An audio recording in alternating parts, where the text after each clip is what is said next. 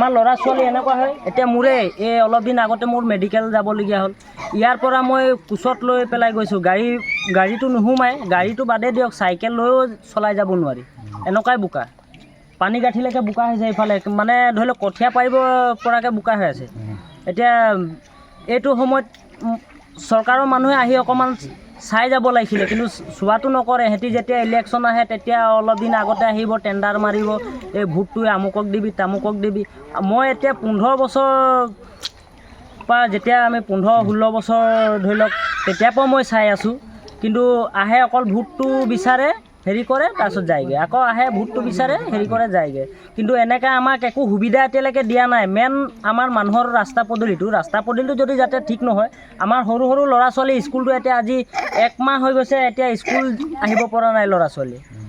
কোনোবাই আহে আধা ৰাস্তাৰ পৰা পৰি আকৌ ঘৰলৈ উভতি যায় এতিয়া মাক বাপেকেতো গালি পাৰিব নোৱাৰে কাৰণ কেলৈ ৰাস্তা পদূলি বেয়া ৰাস্তা পদূলিৰ কাৰণে এতিয়া আমি বহুতখিনি মানে অসুবিধা মানে ভুক্তভোগী আছোঁ আমি গোটেইখিনি কষ্টও পাইছোঁ কিন্তু আৰু এটা ইলেকশ্যন এতিয়া আহি আছে সেই ইলেকশ্যনটোত মানে আমি এটাই কথা ভাবি আছোঁ যে আমাৰ হুদুপৰা ধোৱাবিল গাঁৱত এটা ভোটো আমি মানে হেৰি নকৰোঁ আমি অসম চৰকাৰক মানে এইটো অনুৰোধ কৰিছোঁ যদি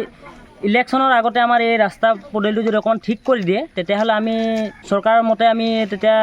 কিছুমান কাম কৰিবলগীয়া থাকে তেতিয়া আমি গোটেই ৰাইজে একমতামত হৈ আমি চৰকাৰৰ ফালৰ সহযোগিতা কৰিম আৰু যদি চৰকাৰে আমাৰ ইলেকশ্যনৰ আগতে যদি আমাক কিবা এটা যদি সুবিধা কৰি নিদিয়ে তেতিয়াহ'লে আমি ভোট বৰ্জন কৰিম এইখিনি মানুহ চব ইমান মানুহ আছে 700ৰো অধিক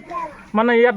ভোটাধিকাৰ মানে হেৰি আছে জনসাধাৰণ আছে অন্ততঃ তেওঁলোকৰ মুখলৈ চাওক তেওঁলোকে যি ধৰণে ভোট মানে কালেকশ্যন কৰাৰ আগতে যি প্ৰচাৰ চলাবলৈ আহে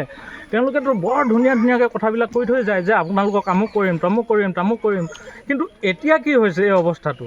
এই মানুহখিনি মানে এনেকুৱা এটা আমি মানে হেৰি ল'বলৈ বাধ্য হ'বলৈ বিচাৰিছোঁ আগন্তুক যিটো ইলেকশ্যন আহি আছে এই ইলেকশ্যনত আমাৰ গাঁৱৰ পৰা এটাও ভোট অসম চৰকাৰলৈ নাযায় সেইটো থিৰাং কৰি দিয়া হ'ল আৰু তাৰ পিছত যদি তেওঁলোকে আমাক কিবা দোষাৰোপ কৰে আমি কেতিয়াও মানি ল'ব নোৱাৰোঁ আৰু তাৰ দ্বিতীয়তে এইবাৰ যদি কোনোবা প্ৰচাৰ বিভাগৰ মানুহ আমাৰ ইয়ালৈ আহে তেওঁলোকক কুকুৰ খেদা দিয়া হ'ব এইটো একদম খাটাং আৰু আমাৰ ৰাইজৰ একমতত কথাষাৰ কৈছোঁ যদি কোনোবা প্ৰচাৰ বিভাগ আহি পেলাই যদি আমাক তেলীয়া কথাৰে মানে মন ভুলাবলৈ আহে তেওঁলোকক কিন্তু কুকুৰ খেদা দিয়া হ'ব এইটো নিশ্চয়কৈ কৈ দিয়া হৈছে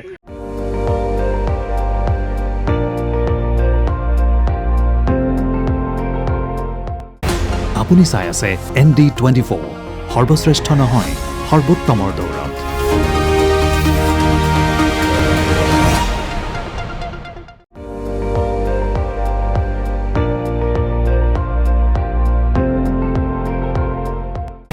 আপুনি চাই আছে ND24